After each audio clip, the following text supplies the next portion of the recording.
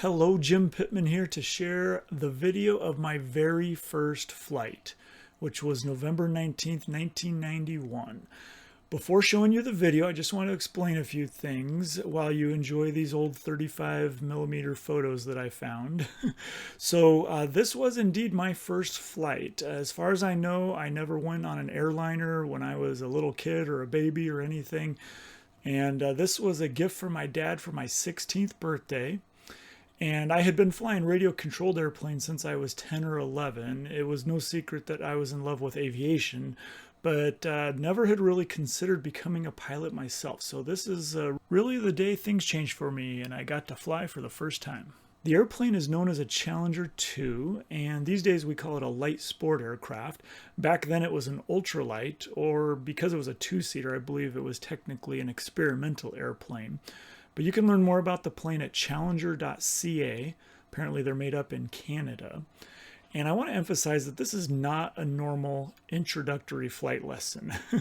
I don't know how my dad found this guy. He was operating out of the Glendale airport, and my dad basically bought me this airplane ride as a gift. As far as I know, this guy was not a flight instructor.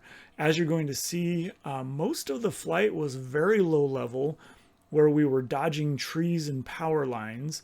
At the time, I really didn't know better, so I thought it was absolutely wonderful. Looking back, I think the guy was certifiably crazy and don't know what he was thinking, but apparently it was what I needed because I absolutely fell in love with flying and went on to start my private pilot training the very next year. So the total flight, as I remember, was 20 or 30 minutes. Please be understanding of the poor video quality.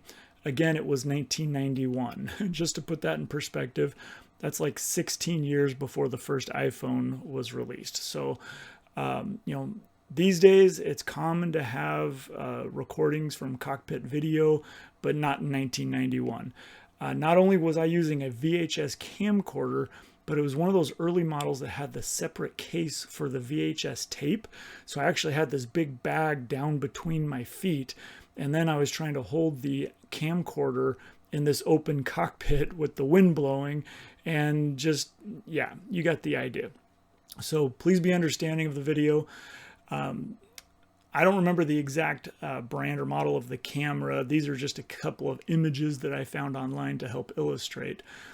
So the other thing to consider is that there really was no video editing back then. Remember, these are tapes that we would record on. So the only way to really edit or to splice things up would be to use one VCR to copy things to another VCR, and that never worked really well, at least with the home equipment, because it would always go fuzzy between scenes. So what you see is just how I recorded it, hitting the record and pause button. And not my best work, but hey, I was barely 16 years old. So there's a little bit of the backstory. I do think it's interesting to note that some of the pilots' radio transmissions were recorded on the tape. Now, we were not plugged in at all. Like, my camera was not connected to any kind of power source or audio cable or anything. So it is a mystery of how that got on the tape. Obviously, something in that old video camera was able to pick up the radio transmission from the pilot. So I've always thought that that was kind of interesting. So there you go. Enjoy watching my very first flight.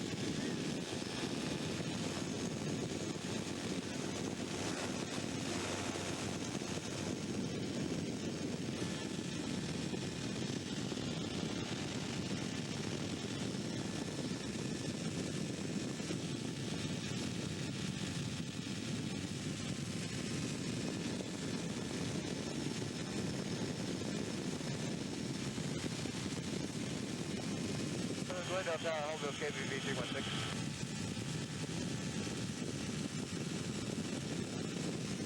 Yeah, is this Bill?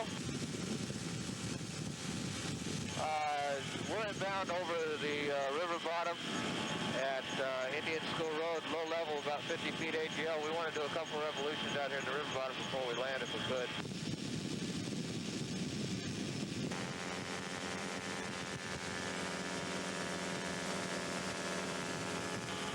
We're on frequency if we need it.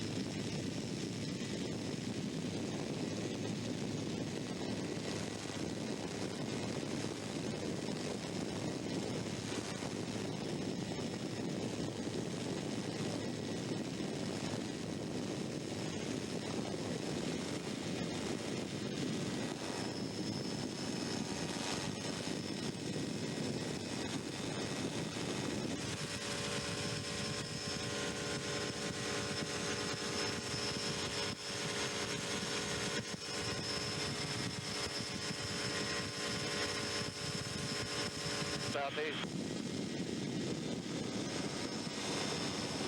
316, third left.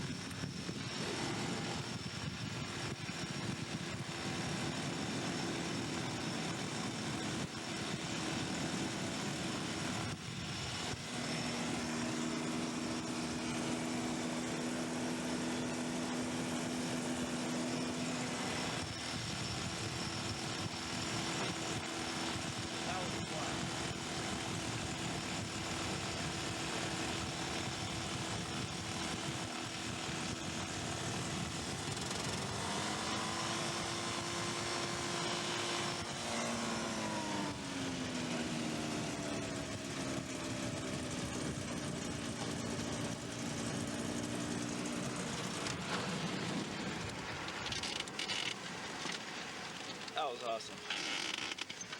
I'm glad you liked it.